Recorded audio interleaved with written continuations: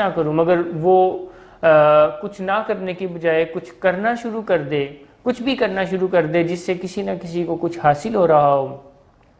किसी ना किसी को फ़ायदा पहुंच रहा हो और अपनी ज़िंदगी को या फ़ायदा पहुंच रहा हो, तो इससे उसका मूड अपलिफ्ट होना शुरू हो जाता है, बेहतर होना शुरू हो जाता है। तो खुश रहने का ये एक सिंपल सा फार्मूला है कि अपनी ज़िंदगी बामकसद गुजारें, और उन औकात में तो लाजमी आप कुछ ना कुछ करना शुरू करें जब आपका मूड लो हो, क्योंकि कुछ करने से मूड अप होता है, आप बेहतर महसूस करना शुरू कर देते हैं, अच्छा महसूस करना शुरू कर देते हैं। मगर अगर आप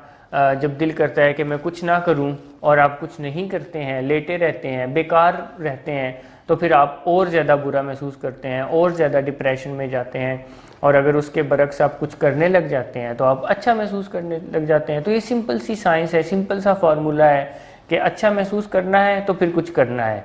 वरना आप फिर बुरा महसूस करेंगे। Thank you very much.